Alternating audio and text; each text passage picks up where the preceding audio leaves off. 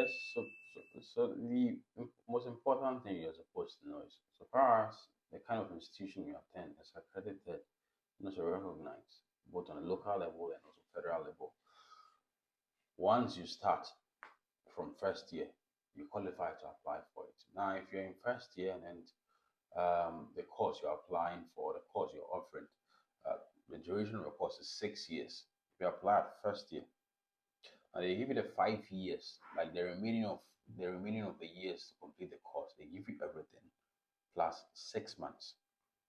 What do you mean by they give you everything? Like they give you. Normally, it's supposed to be for 6 months, actually. Okay. So if you're in first year, so that means if the course you're offering is medicine in 6 years, if you're in first year, you have 5 years more to complete. So they issue all the 5 years to you plus 6 months. So that means every year you don't have to go to the dean's office to be renewing your visa. Oh, okay. Okay. Okay.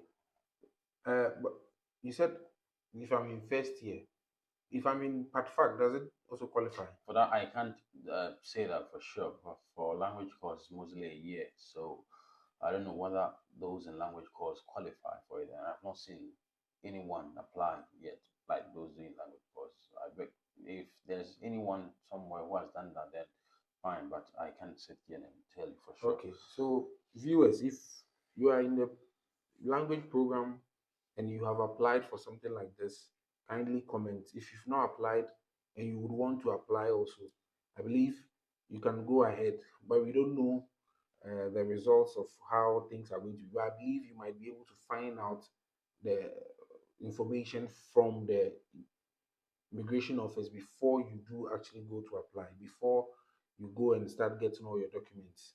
Because I think if the language program is 1 year and is separate from your main program, I don't know if they will still qualify to give you, but I think they said for every, it's attached to education, and preparatory program or the language program is also education. So I think there's a possibility they can. So you just do your language program and maybe you apply. But I don't know if the school is going to just quickly allow you. Won't they consider whether you know the language or something? Because since you are in the language program in your first year, it looks like maybe you probably don't know the language. One thing Is it a about requirement? one thing about this particular one, this residence permit for education purposes, is that the consideration of language is not a factor. So whether you understand the language or not, it's not a factor. Like it doesn't have any influence on it. So this, even if you have zero knowledge on the language, you can still go ahead and apply.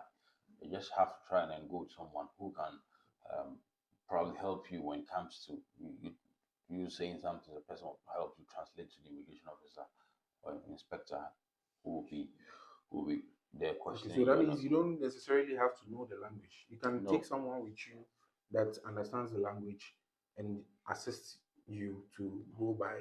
Okay, okay, okay. even So, if there's no one there to do that, so I think you have translators on your phone, so you just have to put your translator on.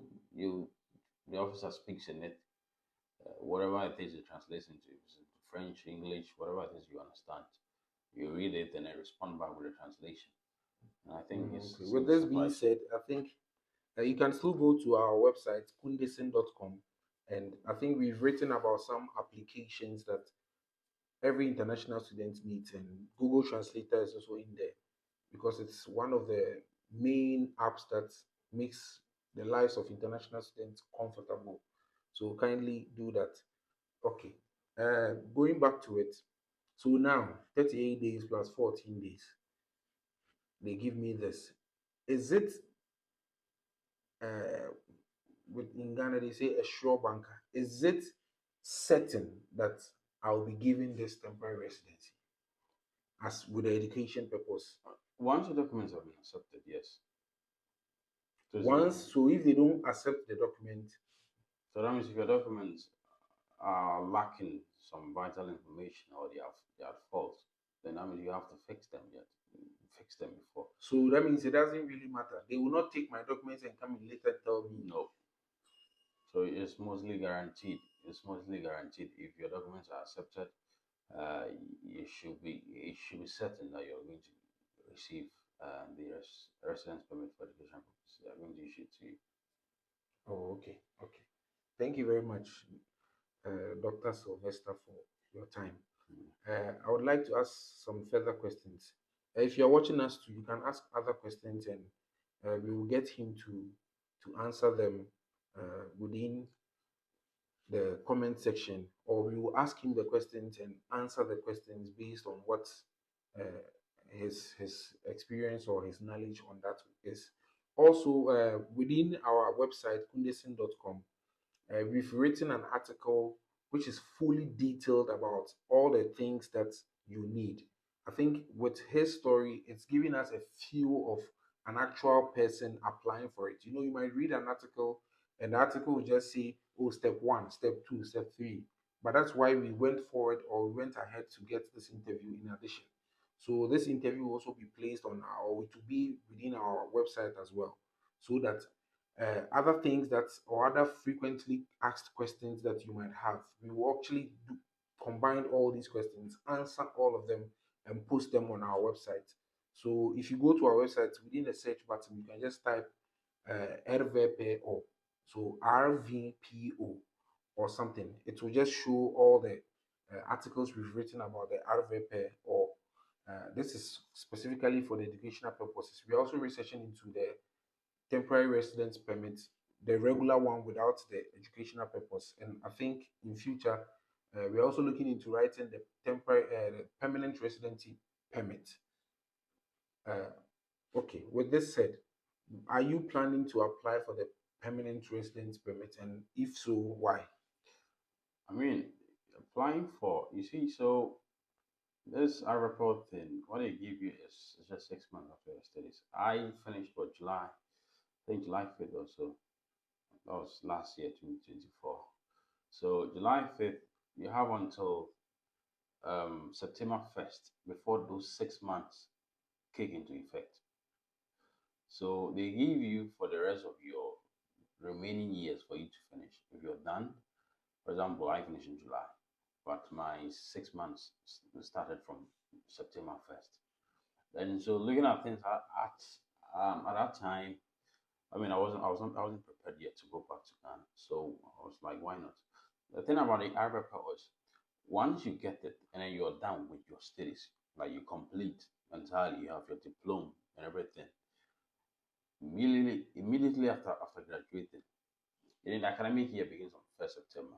Some of you might graduate like in July, but after graduating at July, you get your diploma, but you still cannot apply for the permanent one because if you get an RFL, automatically it sets at it gives you this advantage to apply for the permanent residency. So that means it gives you a higher chance of Higher chance getting the permanent permanent residence. residence permit. Yes, because before you can get a permanent residence permit, you have to get the code, like just for the normal process, like get the quota, get a temporary before you can now come and get a permanent. But if you get the temporary residence permit for educational purposes, now you skip all those processes and then you just skip to permanent residency. Now this is only certain after you're done with your course, Your program. and then you have your diploma. So that's one advantage of it. So yes, you asked whether I had any plans on applying for it. I did apply for it, and I got it few days ago. So as I said here right now, I have it. So it's one of the advantages, and also some of the advantages it gives you even without the permanent residency. That is, even if you're still in school and then you have the RFP or if you have it. First of all, if you get any work anywhere, like you want to go out there and then work, if the work is an official work, you don't need a work permit. It covers a work permit. So okay, It covers the a work police will permit. not come The and police harass you. will not come and harass you, but it covers work permit. Even most of these entrepreneurs themselves, they do not know. So if you're watching this and then you want somewhere to apply for work and then they tell you, oh, you don't have a work permit, so they can't take you in for you to work for them.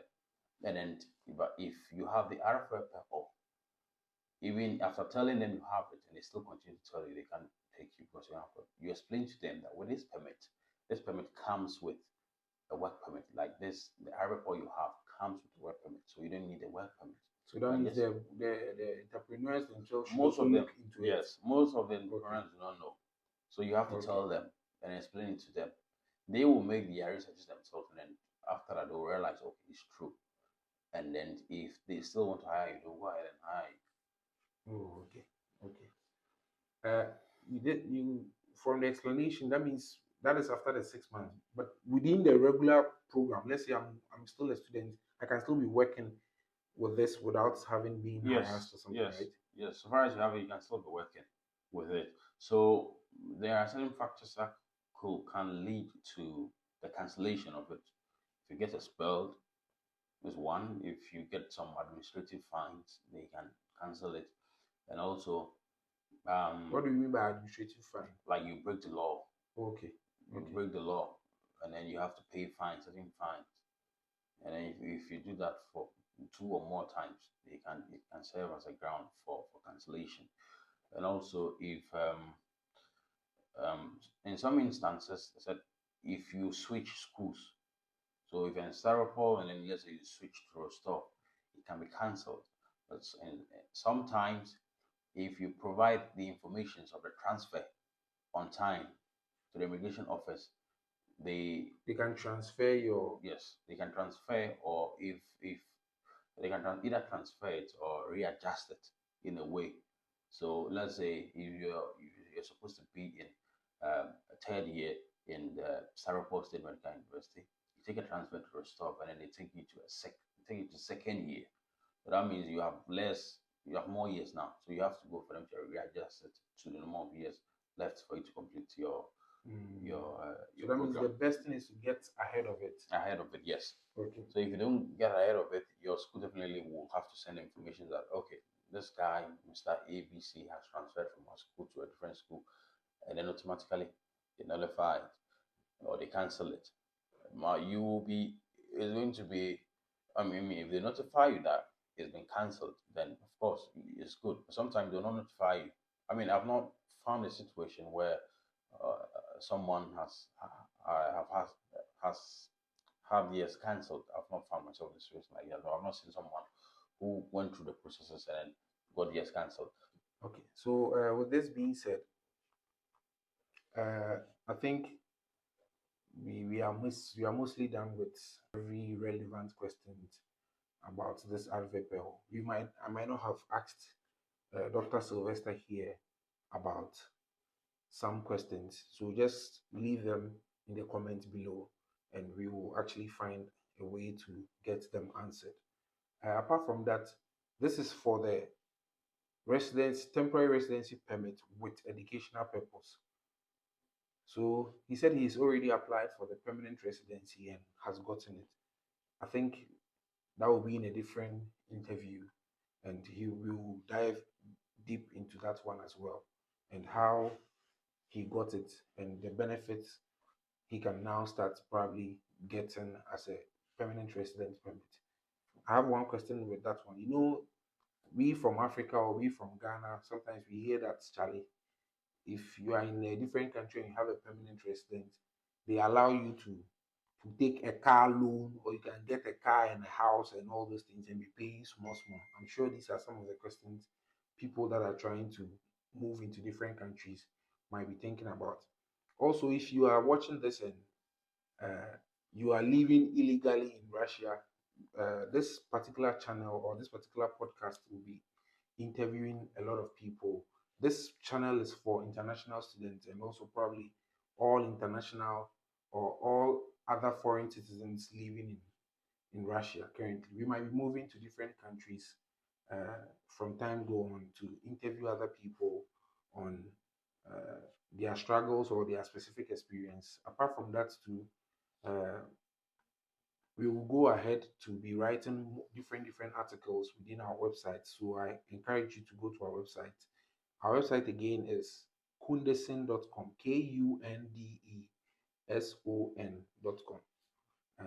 And you can leave us a comment over there, or you can ask any question within our website, and we will definitely reply or respond to your questions.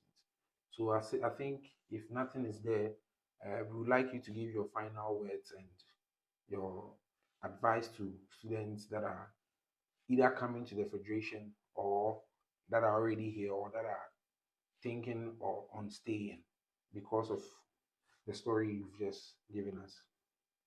Well, the only thing I can actually say before I even proceed on to say that, if you're doing an online course, you don't qualify for it. Sorry, should have said that. Online course, or you're doing night classes and stuff, you don't qualify for it. But if you are So those doing ad natura and stuff, they qualify for it. so Ad natura you should be in a full in a full like steady. steady form, Okay. like you're supposed to be going to classes and stuff, not online and not Part time, part online, no or anything. part time online. So, my people, you heard it here first. If you are doing online, you have to find a way to change it. But then again, uh, you know the reason why you are probably doing the online, but you might not qualify for this. Okay.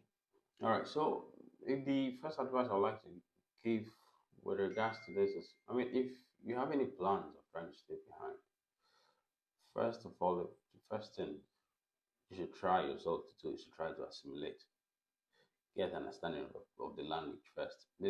Knowing the Russian language is very important, actually. I mean, not with regards to getting the temporary residency permit for educational purposes. I mean, I'm speaking generally. So because if you understand the language and then you can express yourself like even in a little way in the language, if you meet them, if you're talking with them, I mean, some of them, most of them become impressed. Whatever you want, it's like it becomes easier for you to get. But if you have plans of staying behind, at the same time, take the decision not to try to assimilate or try to get understand the language or speak the language, then it's going to be tough or difficult for you. I mean, there may be people who actually do not speak the language and they are doing just fine. Well, you never know. You might not be lucky like the way they are, whatever they are doing. So that's the first advice. So try and then assimilate. And also it comes with um, there are advantages and disadvantages, of course. And most of the disadvantages you get to enjoy. Uh, if you have anywhere you can work, it comes with it. So if you think going back to your country is not the safest idea for you right now, or it's not the safest option or the right option for you now, this is the right channel to try to do it. Don't wait till the last minute. Maybe get to your final year, second semester, trying to do that. Mostly there's no time actually. So I spoke of 8 days and then those 2 weeks. So that's almost 2 months actually. So don't wait till the last minute. So if you're in first, second, third year, you can start applying for it now. Don't wait till you get to your final year. So if you're interested, just try to start working on it as soon as possible. That is if you want to. If not, if you wait till the last minute, most times you will get there and you they probably will tell you, well, it's too late and then they can issue to you. So be on the watch out and work on that. Okay. Thank you very much, Dr. Sylvester, for your time. I know we came to your humble abode to interview you. You have hosted us very well, and so uh, all I can say is thank you very much. And we hope to reschedule for a special or a different interview into the permanent residency permit. Yes. Is there a specific name for that one in Russian? No, it's a permanent residence. In Russian, what is it called? Vid, vid na жительство. Vid na жительство. So that's Vid it. na жительство. Age pressure. Vid na жительство. You see, that's why he said learn the language. Charlie, you are managing small.